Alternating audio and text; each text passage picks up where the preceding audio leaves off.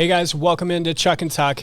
He's Chuck, I'm Tuck, and it's officially getting close to fall, my guy.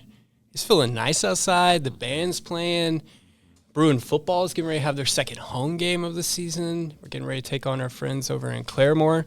So let me pitch something to you on our airwaves. Why have we not have a trophy for that rivalry? I mean, we've been playing them for a while. You know, it has been, and always, it's typically been our opener. You know, the schedule kind of got weird with the districts last year and picked up Newcastle, which is kind of an odd matchup with this location. But I think that's a great idea. Probably something we need to get started. I would say the new president down there on up on the hill could potentially have a trophy because it'd be Battle of the Hillcat, right? You win the Hillcat. We got our two campuses. Now, we would want to have some free concurrent classes offered to our students if we win. That's the reward. If they win, they've already got the main campus, and they've had it since 1909, since Preparatory Hall was up there in the Oklahoma Military Academy. It's almost like I went to school there. But no, things are, volleyball is going to have a home tournament this weekend. I mean, there's so much going on in Bruin land. We're back. We made it through the summer, Chuck. Right. You made it through your 10th and final State of the Schools. We talked about that on last episode. What are some other things going on around the district right now that are of importance to our Bruins out there? Yeah, I think you hit on several of them. Of course, all the fall activities are really, it's like we never left almost. Yeah. Especially once you get to, I've always felt like school-wise, once you get past Labor Day, things are kind of settled in. Yeah. Everyone's kind of in their routines, and thank the good Lord. And you're right, this weather. Oh yes, has been unbelievable. We were talking about that earlier because that's such a relief. Of course, everyone thinks about football, but all of our outdoor, everything we do. Volleyball is obviously indoors, but our band and cross country kids and just everyone going out to the parking lot. It's been nice. Yeah. So of course, you got the college fair going on today. Probably school-wise, probably the big thing, district-wide. One of the things is we've got our Bruins on the run. Our Bruin now 5K. 5K. Yeah, that's coming up next month, and we'll kind of start pushing that a little bit now that school's kind of settled in. I know that we've had our largest number of fifth graders are participating. Blair has reported. I think 30% of our fifth graders are going to be running a 5K. Wow. Which is pretty incredible. That is great. And so, of course, we'll encourage our staff just to come out, and whether they participate in the run or the walk or nothing, just come out and cheer for our kids. It's really a fun time. And the way the schedule fell is kind of neat, too, that's going to be homecoming week. I know we play Muskogee, I think, Friday night. Yes. And then that next morning, we'll start that race. It'll be right over at the Freshman Academy entrance, and we'll run out on the Pathfinder and kind of run up by Central and come back. And so it'll be fun, and look forward to participating in that. Mr. Tucker, are you going to be participating in that? I will be a bunch of Bruin positivity during that day in spirit. I had been working out a ton and playing soccer and all that, and then I got a bone spur in my right foot, and so it's kind of a struggle. I don't know where I'm at that time. Maybe I'm wearing the mascot at that time. We'll see. We'll see. Maybe there's just so much that goes on that day, and from the committee standpoint, we're just so busy. Yeah. But it's so cool to be part of that. I'm excited. Our friend Cody Mead will bring the Bruin from the quarterback club and the football program, and it's cool to start the race from there and end the race there. It's always hard because our band kids are out of town competing. Director Kane and that crew, they're always doing a great job. So they're not able to be there, but the mascot will be there. So maybe it's just me and that flag I picked up in the gym, just waving people on. Good job. So, yeah, and then I did harass some of my coworkers because I drove the Gator last time just around saying, keep going, because last year it was an AK. I was like, keep going, you got this. And they're just like, be quiet. So, but it is a great day. And like you said, Chuck, it's part of homecoming week. And there's so many great reasons to come back home to Bartlesville for homecoming week. We play the Roughers, longtime rival. We've been playing them for eons, even back to Call High, Sooner High days. So excited for that game. And what better chance to knock off the Roughers, who we haven't beat in a while, on that homecoming night. So, yeah, I think it might have been. I can't remember if it was the COVID year. I think it was 20 or 21 was, I think, the last time we were able to knock them off too. So yeah, it'll be fun. I'm glad you mentioned Cody Mead. That guy. Oh goodness! Yeah. I don't know how we have school without him at this point. That guy's everywhere and all.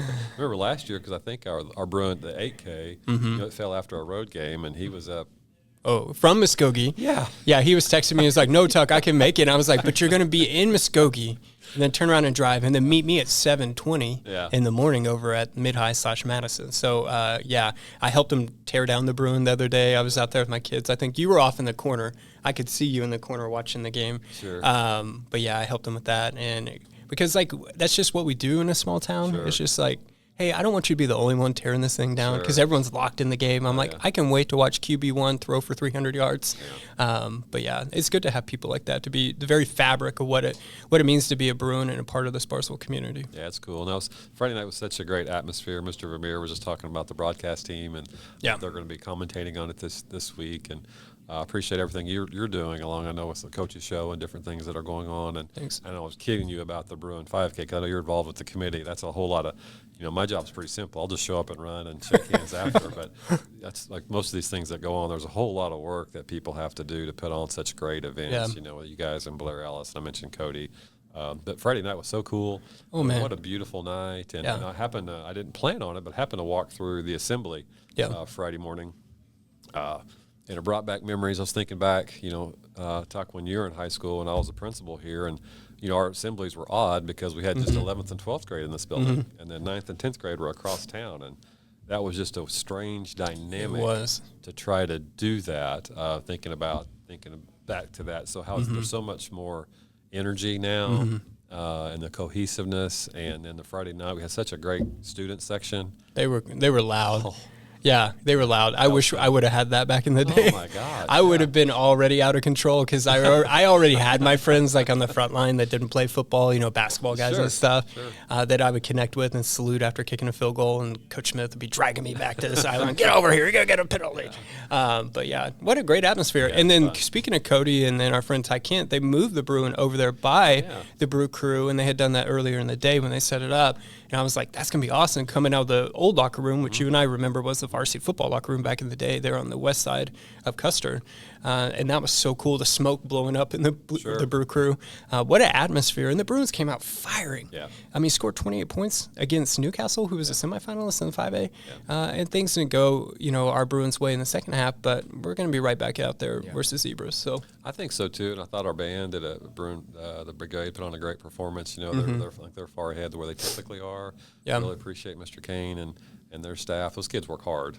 They really put a lot of time in. I know thinking about that, you do get that nostalgia. Just walking into the building this morning, listening to them practice. You live close, and so you probably hear that day. Well, I'm putting the kids in the truck to go to daycare. I'm like, go fight, and they know it. My oldest, she'll say, "Fight, fight, fight, Bartlesville," and so she loved being out there on the sidelines on Friday night. And she was scared of the mascot at first, and she has been her whole life. She's only 3. But she did high-five Bruiser and high-five the cow from Chick-fil-A, from our corporate partner. So it was improvement for me as a dad. So I was like, thank goodness. So allegedly, I will be wearing one of the mascots this Friday because we're having a mascot game promotion on this Friday the 5th. Okay. So we'll have our friends from Oklahoma Westland, from Rogers State. Nice. We'll have Bruiser, we'll have the cow, and we'll have maybe Independence and Coffeyville Community Colleges coming up. So just a way to bring your young kids out to Custer and keep them engaged because it is hard to keep young kids engaged. Oh, yeah. Well, I hope everyone will, too. The way our football schedule, we have to play the same schedule that we played a year ago, just flipping the home and home. is really front-loaded. Really, you talk about Newcastle being a 5A state semifinalist and almost played in the state championship game. 5 points away on Guthrie. Claremore and Collinsville are both playoff returning teams, and I think we talked about Muskogee's early and Sand Springs are early, and so it's really front-loaded. And so, but just last year we made a run late. Hopefully we'll start that run a little earlier, but hopefully everyone will stay engaged because, like you say, it really does make it. It really does make a difference. Yeah, the support, and that's the same thing to basketball that we always talk about. When you feel that support, it lifts you up when you're having lows in the moment. And I think what Coach Wright and I were talking about the other day is, Team 42 last year, there would be times where they fumble a ball, have interception, go down by 2 scores. Right. It might break them in that moment. It takes them maybe a quarter to get back. But this year, Team 43 is that they are able to fumble the ball right on opening, quarterback QB1, Michael Kent gets hit, ball comes out. They go get a fumble on Newcastle a couple plays later, and then they turn it around. So it's that it's that energy from that crowd and that belief, like, hey, it's still okay, even though, something negative happened on the field. They made a big difference. I know with our volleyball team as well. They come out, and that's a tough place to play in the Bruin Fieldhouse. Yes. And I think our volleyball girls, I think I saw this week, I think they're 10th or 11th, having a good season. In softball as well. I think they're second in their district and trying to get back to the state tournament like they did a year ago. And cross country, I know, is just getting started. But yeah, it's just a fun time of year. Yeah, the cross country people, I know their mile times are like 5:30. So bless you. If I am running, it's nowhere near. I could do 1 mile, maybe 6.5, because when I was with the soccer program with the Bruins, like I think I got down even in my early 30s to like 6, but still I cannot do that right now. As a dad of 2, I'm about to be 37 come the Sunday on the 7th. So I'm just happy to finish. I'm in that mode. My oldest daughter started gymnastics last night. Okay. And I was just like, whoa, I'm getting to this point, like organized sports. Here we go. And I'm just waving and being that person. So it's like a different season of life. But don't expect me to run a fast mile. That's all I'm saying. What about on the state and national level? Has there been anything in regards to educational policy that's going to impact us locally in Bartlesville? There's lots of rhetoric out there, and there is some talk about some change, at the federal level, and really kind of the way the impacts the district, which right now there's no impact. Yeah.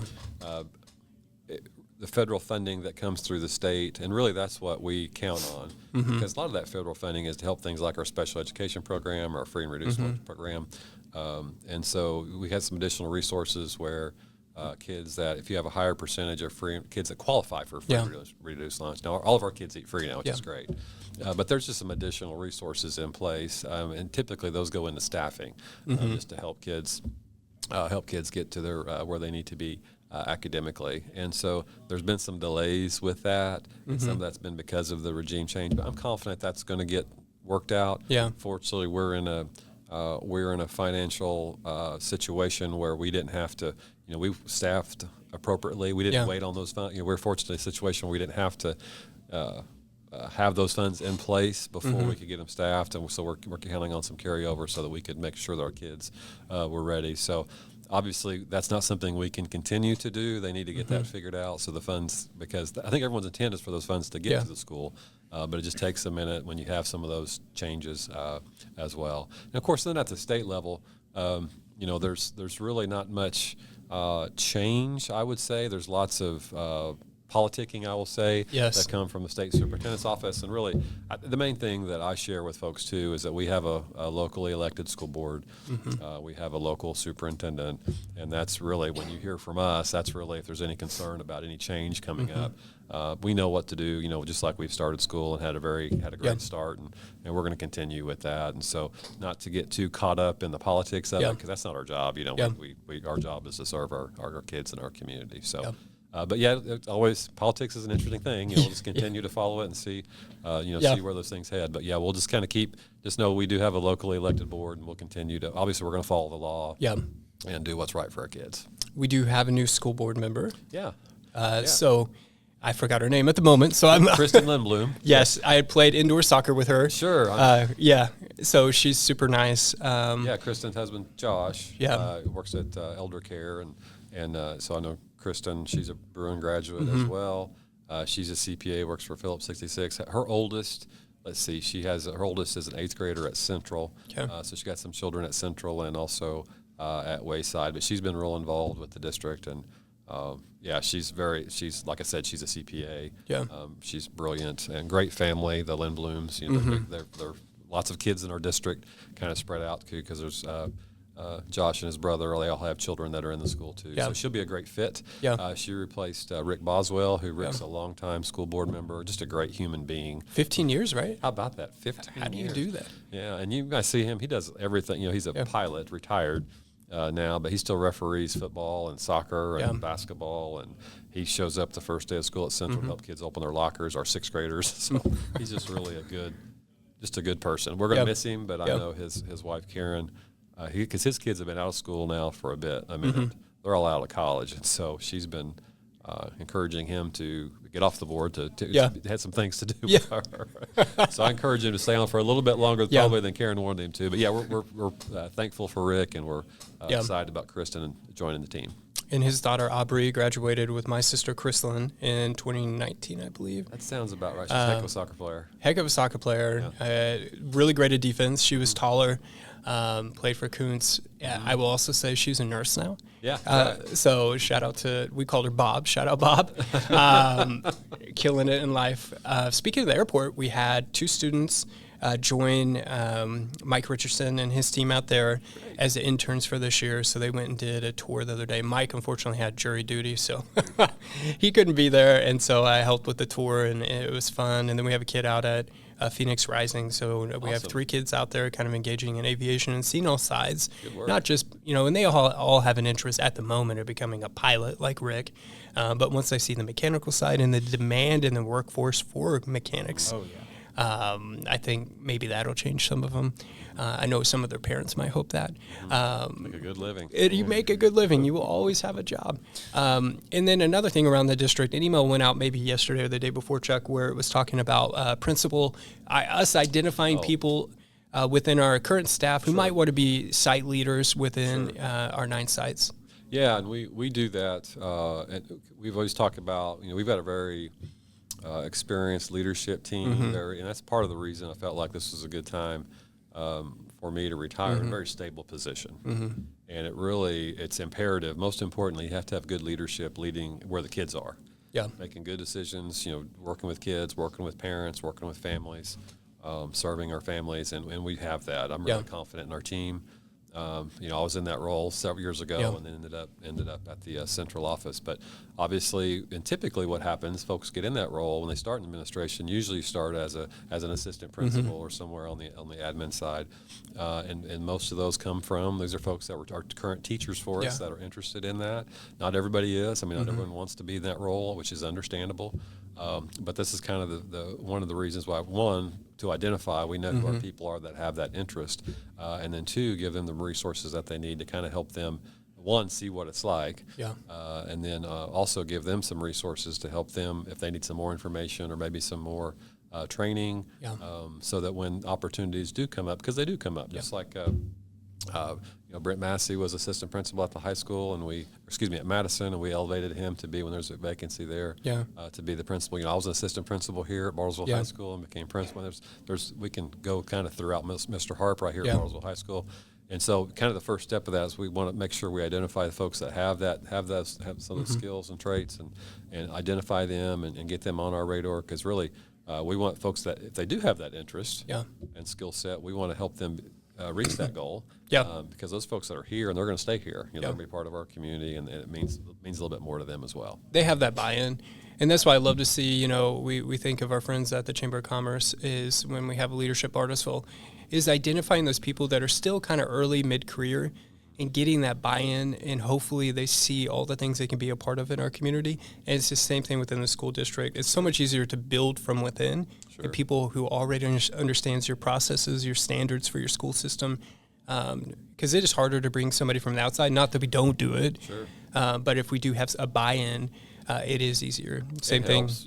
I've talked to Anthony before about Good to Great, Jim Collins' book, and he did a research study. That's what it was all about. Some companies that literally went from good to great, and some that didn't, and what was the difference? And that was one of the things they identified was when they hired new CEOs.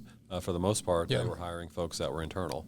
I mean, they were going the right direction. They knew which way they needed to go, and continued to that kind of built that momentum. So I think that's something that's important as well, and that's really what we're trying to do. Thinking of Good to Great, I think it was that book or another book I was reading recently where they were talking about transparency and keeping not only just your leaders but your entire team educated on the KPIs, the key performance indicators that matter, right? And especially budgeting. I know a small community near us that they're trying to adopt that, where they haven't for decades, and it's just like they've dealt with crazies in their community, and it's like, just tell them the truth. If the budget's not Tulsa, where I think it was $1 billion budget for Mayor Monroe down there this year, just tell them, right? Tell them the reality. The reality is, things are going to be tighter, right? We're going to lose some federal funds potentially, right? Funds are going to be delayed, but it's just telling them, and they understand, what's on the table, and keeping people engaged. So, but you've always done that. So I think that's something we've always appreciated about you, Chuck, because how are we going to be empowered to stand up and voice if we don't know what's really going on. So we got to feel part of the conversation. And I think that'll continue. That's part of what our expectation, our culture is here. And I know we're kind of starting that process of filling my vacancy, and that kind of starts. We've got a group that we've hired to help facilitate that. And I know the first step they do is they are surveying our school board. Probably next month, they'll be getting information out. They use a tool called Thought Exchange, and they'll be getting feedback from everybody, from staff, from students, from community, from parents on what they're looking for in their next leader. And I think that's something, that transparency piece that's something that we all want. We all want to know what's going on. Yeah.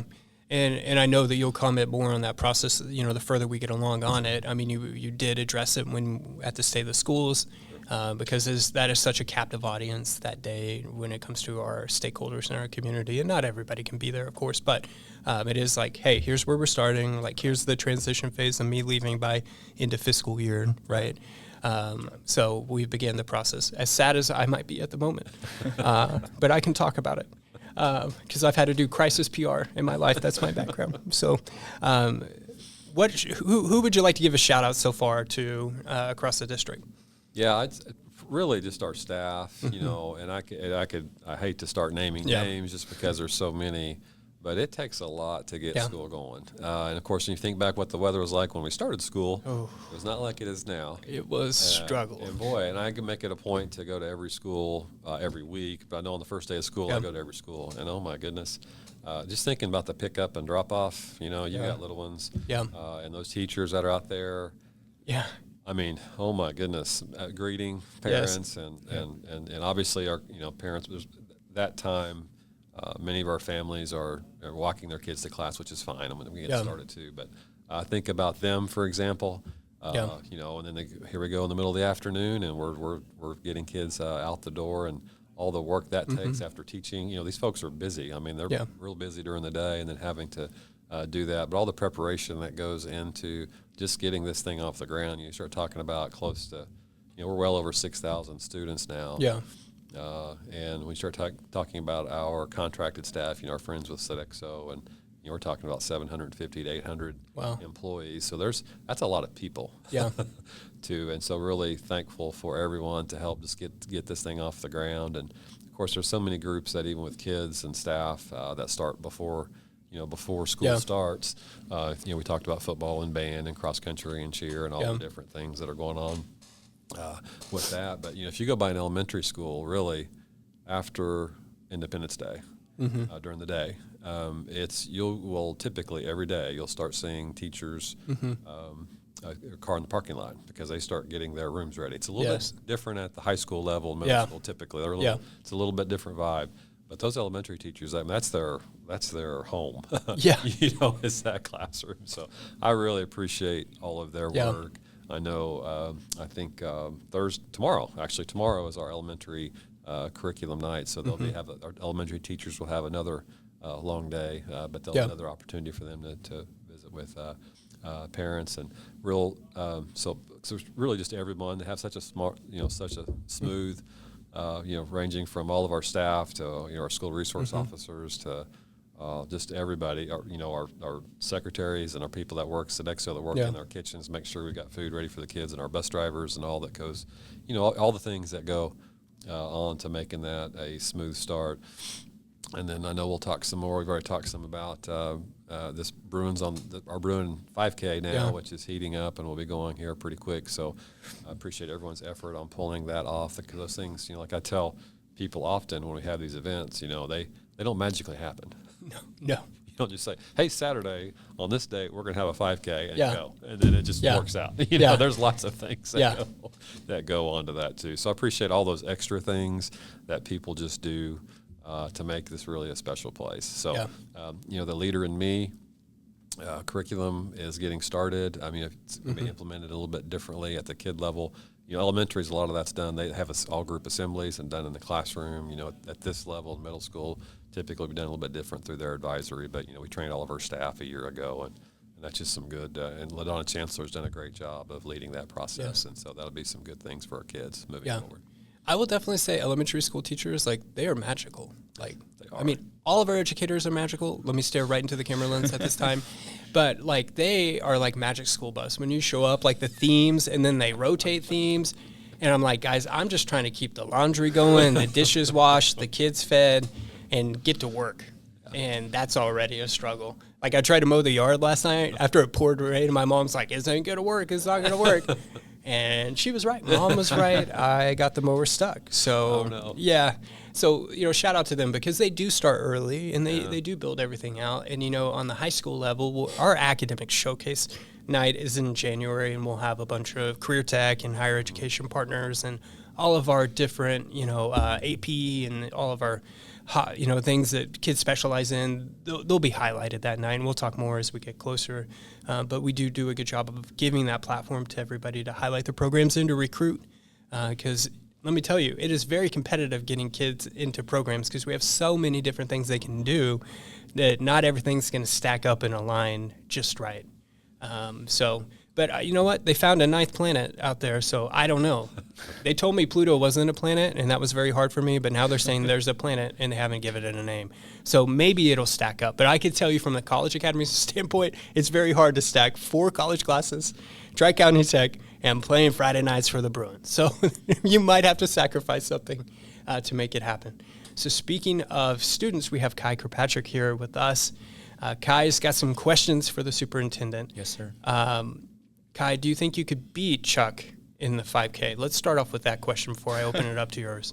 I have a decent running history, not something super competitive, but I mean, now, maybe. Possibly.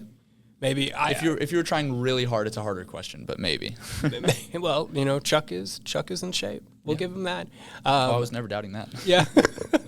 I did make the bet the other day on the Bruin Beatdown football show that I could make the Kickin' for Chicken while wearing the bruiser, the mascot. So I did say that. So just be careful what bets you make, especially on recorded shows. Did that happen soon? Give me a couple of weeks for the hill to hill. I'm going to say I don't believe you just so I can see you do that. Yeah, I'm going to fall. But Carson will be out there with me. Carson's one of my interns. He's here with us today in the studio, so he'll help me. So Kai, you want to kick us off with some questions you have for Chuck today? Yes, sir. You've covered a lot of things that we're going to talk about, little bits. Let's start off with just an introduction of you. People know you, decently well because you're the superintendent. How long have you been in education? Yeah, this is my 34th year. Wow. I've been. I was a teacher. I started off teaching, and I coached mostly boys basketball in some smaller schools when I graduated from college. I did that I was at some smaller schools, did a little bit of everything. I was an athletic director. I drove a school bus. Did lots of different things. Did that for about 9 years before coming to Bartlesville High School in July of 2001 as an assistant principal here at this building. Yeah. And so I've been in Bartlesville. This is my 25th year here. Wow. Yeah, all those things you just mentioned, doing all those things have, given you the skills, built you up to now being superintendent, which you've been superintendent for how long? Yeah, this is my 10th and final year. Wow. Yeah. So you taught in Bartlesville for 15, superintendent for 10, and now this is your last year? I actually taught. I haven't teach. I taught before I came to Bartlesville. I was a teacher. Since I've come here, I've been in administration. So I started here at this building as a high school assistant principal, and then I was the principal here of this building. And then I worked down at the central office, and I've done about every job there. I haven't been the chief financial officer, but I was the executive director of human resources. I was the director of secondary schools. I was also interim superintendent, I think, over 2 different sessions when Dr. Quinn had some health issues. And so really didn't have a plan to be in this role. I didn't start off. I just started off. I thought I was going to teach and coach high school basketball my whole career. My wife's a teacher. She teaches at Central, and we just thought that's what we would do. Yeah. So anyway, but here we are. Yeah. So you've seen basically all of it. So you've been qualified up to this point, all the way up to superintendent. So it's not you're not capable of filling that role, as we've seen over the last 10 years. You've done an extremely good job. You touched on this a little bit, so the answer's probably sort of already out there. With all those qualifications, do you think that, I don't even think that this is an incorrect, this won't be a thing that we won't see. Is there somebody or multiple somebodies in the district, because as we talked about, we're probably trying to fill out from the district. Are there multiple people that you could see filling the superintendent role effectively and well? Yeah, well, I think there's, we have several leaders that have the have a high ceiling, that I could see them doing that. But not everybody wants to. It was hard for me to leave the high school principal job and go work in the central office. I mean, it was a good kind of career path thing for me. But it's a hard role to fill, Well, but I miss the kids. High school principal is fun. I mean, don't get me wrong. There's challenges, and kids do silly things, and and their parents defend them for doing silly things. That's all fine. I mean, you just work with it. Everybody's doing the best they can. Yeah. But I miss not everybody wants to be away from the kids. Is what I'm trying to get to. So I know that LaDonna Chancellor, she will apply for my vacancy of being the next superintendent. I think she's going to be well prepared for that. I've been working to help fill that. I anticipate she'll have to go through that process with our school board. I think others, and I anticipate she'll be the only internal candidate in the district that will apply for that. Now, there's other leaders that are in the district that for future, because Ms. Chancellor, she'll be here for several years, but she's not going to be here forever, just like I'm not here forever too. And I think we've got several folks in the district that have the capacity to be a future superintendent here. So that's the one. That was another question I was going to ask: is who do you think will? But it looks like we have one. After you retire this year, what does life look like for you? That's a great question. I'm 55 years old, and so I'll retire at 55 with 34 years in the district. That's quite. That's quite an achievement. Yeah, it's a time. So I will work. I'm going to do something. I've had some 2 or 3 different folks talk to me about coming to work with them, but I'm going to stay in Bartlesville. I mean, it's going to look pretty similar. In terms of what I do my morning, whether it's exercise and drink some coffee and read the newspaper, and then I'm going to go to work. I'm not sure exactly where that's going to be. Obviously, we'll be a big fan of the Bruins. My wife plans to continue to teach a little bit longer after I retire. So, but I do plan to do something outside of education, but doing it here in Bartlesville. And probably make that public, probably by the end of the school year, probably have that all finalized. Gotcha. Yeah. You mentioned a little bit earlier, politicking is the term you used. Do you see yourself potentially going to Bartlesville, like city council or something like that, or applying for something like that? Yeah, thank you for the question. No, but the answer is no. Yeah, I don't really have. I think I've probably in the role. I shouldn't say that no forever. I mean, you never know what can happen in the future. And I've had several folks over the years that reach out to me about different things, even at the state level. But that's not something, and I think I would have the capacity to do that role. Oh, yeah. However, and the skill set to do that, and I think I have some background on working with different groups of people, meeting them where they're at, where I could do that. However, I think that the last 10 years as superintendent, we've had some real challenges to work through. Yeah. A lot of those are, thinking about the pandemic and the teacher walkout and just different challenges that we've had. I think that's probably enough for me. Yeah. So I don't anticipate running for office. Yeah. I would add real quick though, Kai, is one, you talk about parents defending craziness. He's probably very worried because my hair is growing out and getting long and curly like it was when we were together in high school. So one, he's getting old, because it'd be like, Tuck, where you at? Why didn't you make Saturday school? So he's having some thoughts about that. And then two, he doesn't give himself enough credit when it comes to what he's been through, because the financial aspect of it, there's so many people out there that say, well, if I had that role or if I was elected to this position, I'm going to do this, and that. And just like I said earlier about that small community, that's near us, is sometimes the economic realities in the chessboard of people that you have to either connect with or you become, opposing with is difficult. And you have to make hard decisions that you learn from. But you are holding that gavel where you have to say, ding, ding, ding. Yeah. This is the time and I've got to act. Yep. And do we always make the right decisions? No, but that's like what I said and I was giving Chuck credit about earlier, is we have to be transparent. And we have to make sure we empower our folks internally to feel like they're part of that process along the way.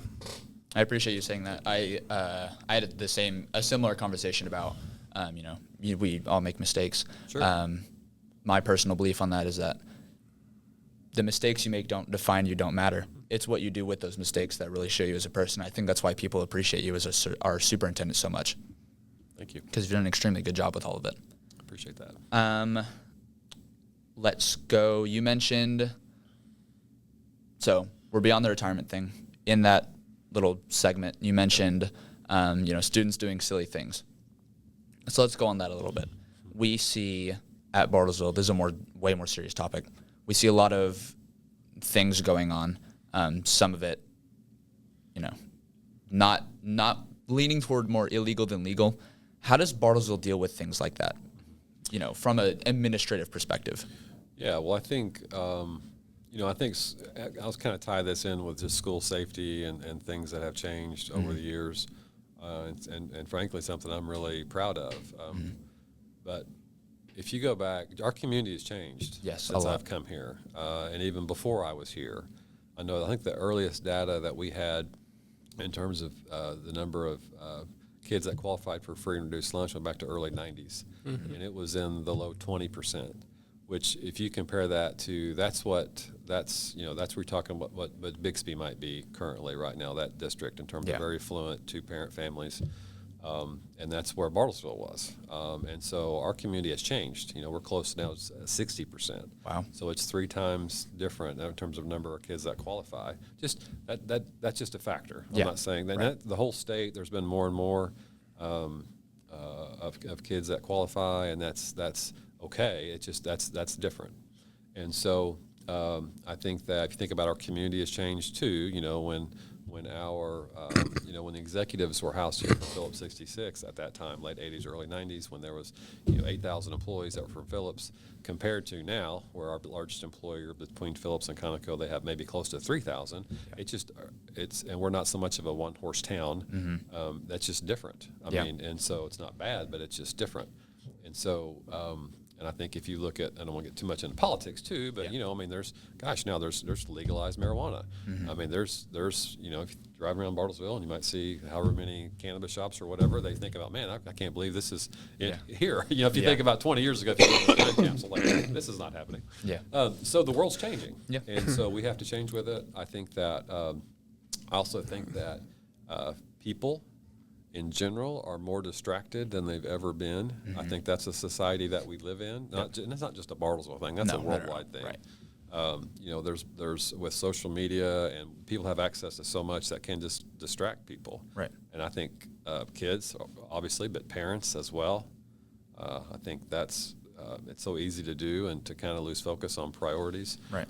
When I started working in the district in the early 2000s, over the years, we went from maybe having 1 or 2 school resource officers in the district to 0. Wow. And so, but in terms of having some of those extra resources that are needed, that's a big one. Obviously, having school resource officers, now that we have 10. Yep. Just a few short years ago, we had 2 or 3. Yeah. That was before Uvalde in 2021. And so, and we've got consistent presence there that are really, it's not a cuff them and stuff them kind of thing. I mean, it's really, most of the time I'd say it's probably more of a counseling role that they're here. Right. And I think just another deterrent for if there are some bad actors as well. I think that we've had partnerships with things like Grand Mental Health that are people that are physically in our schools every day that we didn't used to have, because there's a need for that. This mental health crisis is real. Yeah. And so there's lots of, because you think about, so get back to your question related to things that are in Bartlesville, or whether kids or adults or whatever, our community has changed. And we've got to be able to meet that need. And I think that we've done that by investing and partnering with our partners in terms of with those mental health capabilities, as well as with resource officers.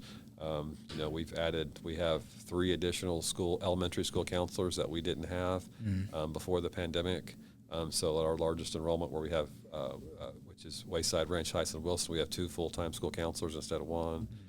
So we've just continued to invest in those things, because that's where our families are, that's where our kids are, and unfortunately, when you've got those combination of things too, there is more crime. Yeah. There is some of that too, and that obviously we see that at our families' homes, and that's something that bleeds over into the school, and we just work through it to serve them the best we can. Yes, sir. And I think, with our SROs and the increase of SROs within our school district, is that we have more restorative practices. Right. And we have positive engagement with officers, and it's not always a punitive situation. In other school districts, you're going through a metal detector to walk into their high school campus or even their middle school campus. That's not something you see here in Bartlesville. Our SROs are part of the community. They're there Friday night helping, with crowd control and stuff at Bruin football games, and they know the kids.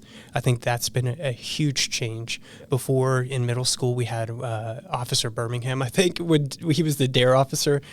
So that was the whole program, and they'd show up in a Camaro. That was cool. I found a DARE shirt at TJ Maxx the other day, by the way, so I'll debut that at a later time.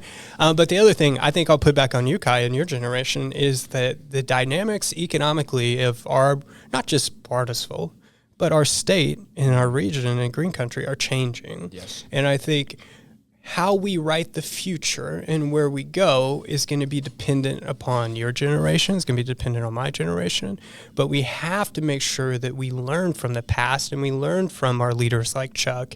And I think of Mr. Sears, who I enjoy still having lunch with today. And how do we soak up that institutional knowledge that they have? And how do we start crafting policy and a plan for the future so that what defines Bartlesville now will not define it in the future? And I think that comes back to me, comes back to you, and being able to take a risk. And you talk about mistakes. We're going to make a lot of mistakes along the way, just like our forefathers before, dating back to Jacob Bartles. So, I mean, heck, he even got so frustrated that he went and founded our old rivals, the Dewey Bulldoggers, up the road. So, which will be 70 years coming up, Chuck. Wow. 2027 will be 70 years since we played the Doggers. So, wow. So That's cool.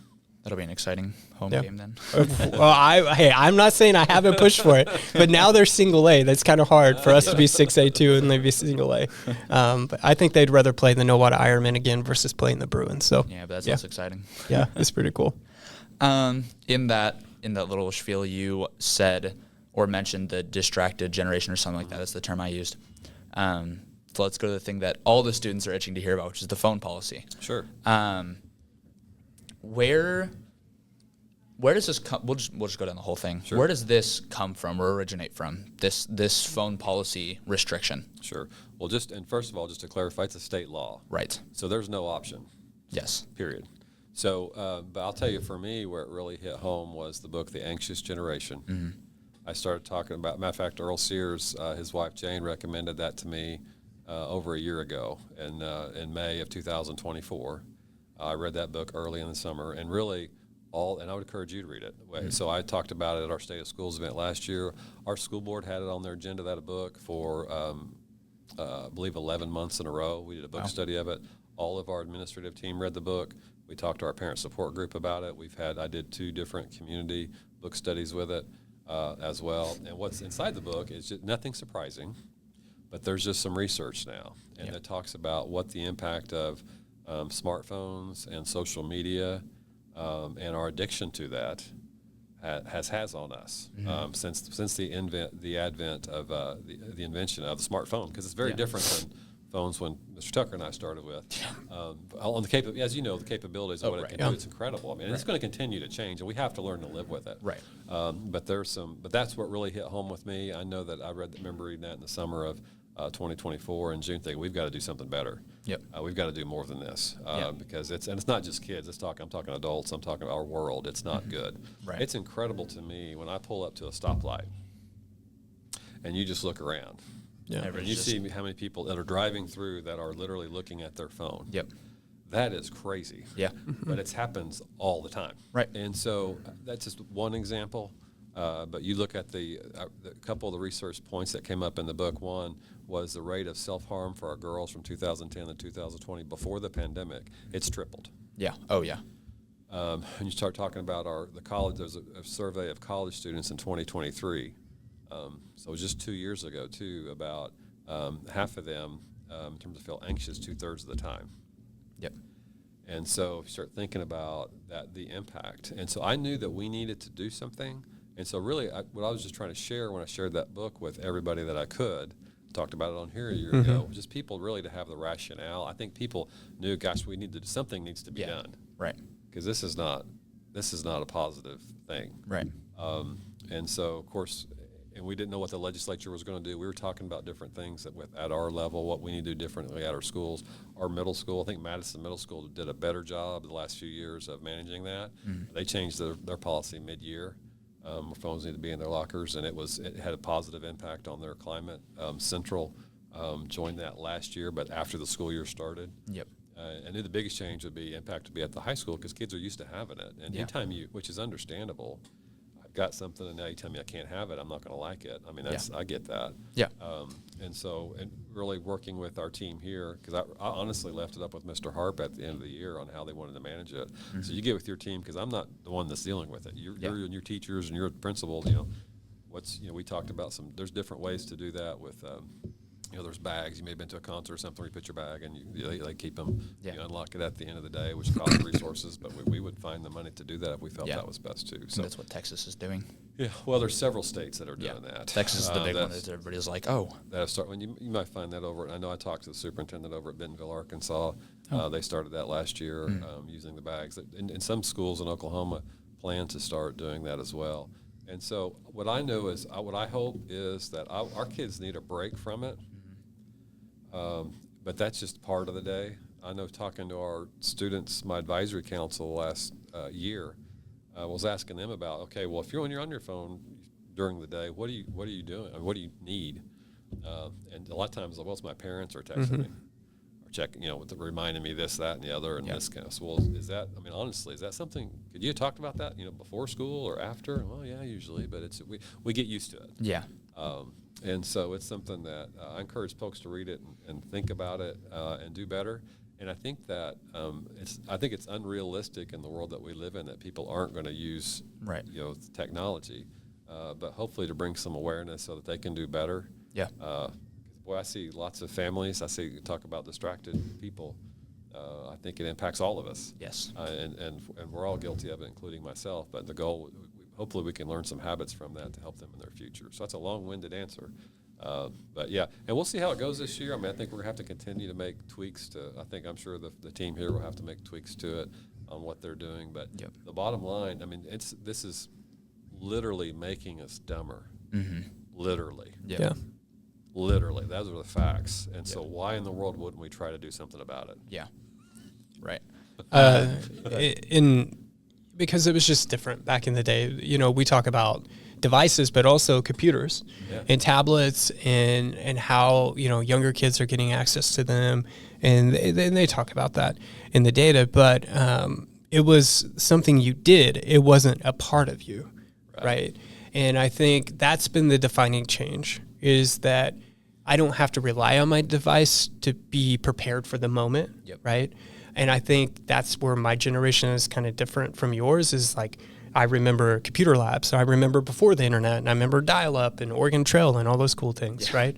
Still wasn't great at Oregon Trail. My sister Brittany was better. But on a serious note, like, that's what my parents taught me. It was to be present, to be patient, to be kind, and most importantly, be the most prepared in the room. So over-prepare. And I think kids rely, well, I can just look that up, or I can have AI, Gemini, look that up. And it's not the case. When you're sitting at a table and it's decision time and you got a big interview and you're in your 30s and you're hoping to level up, it ain't going to work like that. Yeah. They're going to expect you to be able to, practice what you preach. Right. And you're not going to be able to have that device right there to hammer that out. Right. And you have to understand relationships. A device can never dictate a relationship. Mm-hmm. Relationships are organic. They're innate.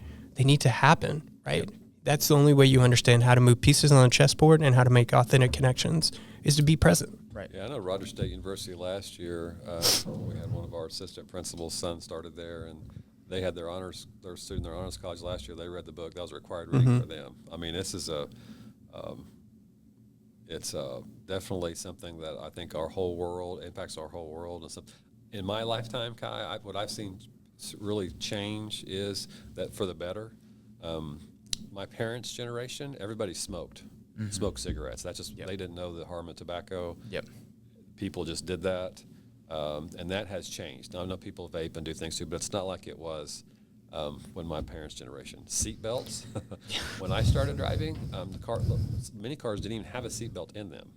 And so that has something now. That's just part of it's a law. It's required. That's been a change. People wouldn't think now about driving without a seatbelt. I mean, that's just something that you have to do. And I really think that this issue in terms of cell phones and social media, it's not just a school. We're not going to fix this alone. I mean, it's going to take, I think, governmental, which I know they're working on different things too in terms of some legislation. as well, and tech companies, and because I think the impact, because there's now just more and more research out there about the harm that it can do if you're addicted to it, and so it's going to take all of us. So hopefully, hopefully this will help our kids, and I know that we've already made changes at the middle school level. So as they come up to the high school, I think that transition will be easier. I think this will be the hardest year, obviously, because people are used to having it. Let's talk about next year then. Sure. I've read the policy multiple times, and we'll go back to it in a little bit. In the policy, it mentions this year, this has to be in place. The state legislation has to be in place. Sure. Next year, it's more up to the schools than it is right now. That's right. So what do you think next year will look like? Yeah. Just, it's going to take all year to figure out what are the impacts, what's it going to look like. Off of right now, I'll ask two questions at the same time. Off of right now, what are the benefits that you're seeing? And because of those benefits, what do you think next year will look like? Yeah, well, we're 2.5 weeks in. I know, talking to our administrators as well as talking to administrators across the state, I don't think it's going to change, personally, because the benefit that we're seeing is what I see, especially now. I walk into the cafeteria, instead of walking in and seeing every kid in there looking at their phone and not talking to anybody, they're talking to people. Mm-hmm. And I'm talking to kids about, man, I'm sitting in a class and I look around, I don't even know any of the people that are in my class next to me, because you get that awkward moment. What do? We all sit down and start looking at our phone. We don't, except our little group of people. That's not a positive thing. So I think that it's kind of forced some folks to be a little more present. Mm-hmm. And unfortunately, I hate it that there had to be legislation and there had to be school rules to do that. I mean, ideally, we wouldn't have to. Right. We wouldn't have to do that. Mm-hmm. But we do. Yeah. So I do think we are seeing some positive from that. I think there's less and less.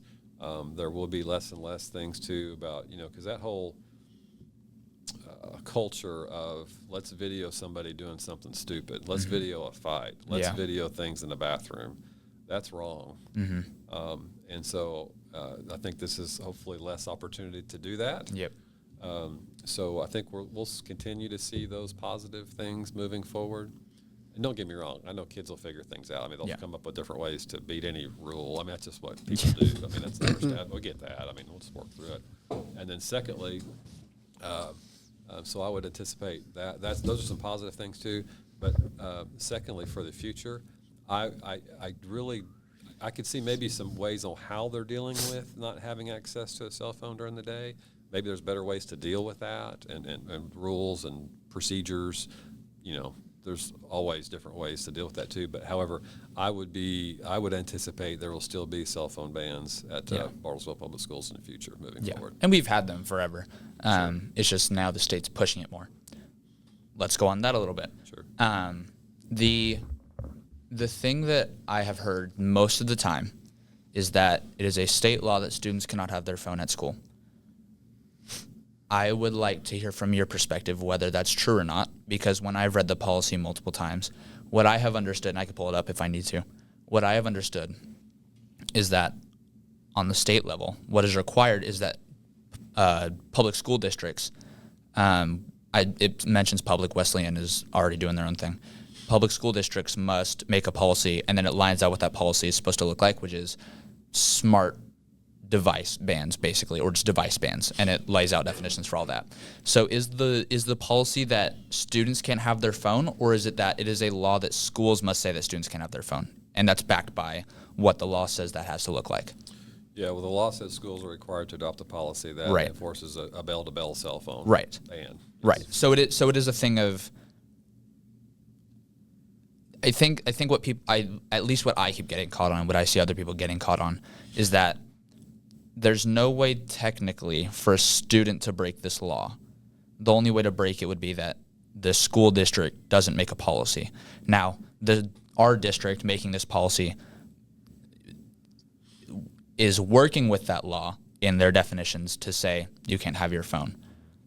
And so by that, is it more correct to say it is illegal to have your phone, or we are required to say you can't have your phone? Not that this would change anything. This is just my personal curiosity. It's illegal for us to have a policy that would allow you to have your phone. Right. Okay. So that's probably the best Yeah. way I can think to say that. And so there's not. So let's say you get your phone out and are messing with it too. You're not gonna get arrested for Right. break. I mean, it's not like Right. it's different than Yeah. that General legislation, It's required us to have a board policy that prevents that. Right. A little bit more on that as well. I've heard that you can get demeanors for having your phone out. Is that true? I've heard from a couple teachers that you can get a demeanor from I think an SRO or just a general police officer. A misdemeanor? A misdemeanor, I think, is right. Yeah, I don't think that's not against the law. So Okay. there's a school board in terms of how we deal with how our administrative team they chose to deal with folks that have a cell phone, and there's different. That doesn't require anything in the law about. Bartlesville has to do the same thing that Sand Springs does. I mean, in terms of the procedures for that, too. Which makes it a little bit better because it's not a one-size-fits-all. Like I know I personally or a bunch of other people have medical issues, so the policy accounts for that, things like that. Yeah, that's where I see some, and just like in my day, there's been, in terms of dress code is the big thing too, or tardies or whatever too. I mean, there's different ways to deal with that. I anticipate schools will continue to have different ways to deal with this ban. Right. And I also think that, so many of our kids with having an open campus and doing internships and going to concurrent classes, right? Once you earn privileges like that and your day is more experiential and it's not just locked in a classroom, there will be privileges like that where you might have access to your phone once you're away from our campuses. Yeah. And those are earned privileges based off earning an internship, earning good enough grades, and you want to take a college class at RSU or OKW or TCC. So there is, or go to work. We have an employment skills program. I mean, there are those flexibilities. So I think that's what it comes down to. But just abiding by that state policy, yes. The school board policy means that. When Anthony was in school, when I was here too, it was literally, and we had this for years, where at lunchtime, we had open campus. And so literally all the kids here, probably 90% of the kids too would get in their cars and drive as fast as they could somewhere. And try to get to whatever they're going to do and then come back all at the same time. These are the worst drivers, most inexperienced drivers in town. I'll try to drive as fast as I can. Think about how unsafe that is. It was a good time. I'm sure it was fun. I'll tell you, with the windows down, yelling at each other, I only bumped into a few people in the parking lot 2 or 3 times, allegedly. That was fun. I forget all about that. And having a car that, some people were privileged and had nice cars, but the most of us working class folks, it was just rough. And you're just pushing it to the limit. Because you weren't going to lose that race. That's right. All right. I've got one more question on this topic, and then that's everything I've got to say. Okay, great. What's it called? The disciplinary procedures for breaking this policy are, probably the most strict thing that this school has ever seen for basically anything. Did you help write the policy and or disciplinary measures for this? No, that was the district board. Excuse me. No, that was in terms of the disciplinary issues too, that was our school administration and teachers. Oh, okay. Yeah, they're absolutely involved in that. Yeah. Why is it so extreme? Because, if I'm correct, 1 is pass. That makes sense. But by 3, it's we're considering kicking you out of school. That's pretty up there out of all of our other disciplinary things. Why is that so? I think they felt like people are so addicted and everyone is to that needed to be extreme. And, if we're talking about 3 on your 3rd disciplinary issue of there is some, there's a progressive for that to happen as well. And so I think it's part of the rationale thinking about what they're going to do to get kids' attention. And that policy, that's something that, because those things change, just like how you deal with tardies. Yes. Or how you deal with dress code. I think this is going to be another one of those things that schools will be dealing with and in terms of how they deal with it and seeing if they need to make further tweaks to those rules. But I know that was a group of school, there were people working at the school, teachers and administrators coming together to think what's the best thing we can do this year. And so that's what they went with. And kind of behind the scenes, we have a guiding coalition here at the high school, right? So we have representation across from faculty and administration and academic advisors / counselors. We have representation there. Then we work with our partners like Grand Mental Health because we know that there are going to be issues, right? People are going to it might trigger somebody that's already going through something. So we try to take those proactive measures and have everybody that's on the chessboard have representation and have a voice. But it's always been kind of 3 strikes you're out. Now I know we're in the fall and baseball season's getting ready to get to the World Series, but it's always been 3 strikes you're out. Still in the hunt. Cubs are still in the hunt. The Mets and the Yankees it's slow to the end. So, but no, Kai, thanks for joining us today. Yeah, absolutely. Thank you for having me. Yeah. Investigative journalist, we'll see in the future. Could be. Maybe there. Maybe there. Well dressed. I love the suit. Thank you. Jacket, Jacket is killing it. This Saturday, speaking of things that we have going on, we were going to have a Bruin Fan Fest with our friends over at Patriot Chevy. Coach Wright and the boys and I will be over there. They are giving away some sports passes, so you can go to football and basketball games. So it's good to stop by. We're recording the show live, so you can ask questions, appropriate questions. We will also shoot some content for the big board while we're there. So maybe Bruiser's giving you an oil change. He doesn't really, the hands don't work great, so it's just for the shot. For legal purposes, I think Tad Manning would want me to say that Bruiser is not changing your oil or your transmission while you're at Patriot Chevy. But we're all going to have a good time out there. We'll see you Friday night. For the Bruins taking on our friends from Claremore. Zebras come over to town, and make sure you get out there and support the Lady Bruins for the volleyball tournament this weekend. So got a lot of things going on. You'll hear from us soon about homecoming. I'll be asking everybody to paint the town blue. So more about that Bruin mode that I'll be asking everybody to adopt. So for Kai and for Chuck, I'm Tuck. Let's go Bruins.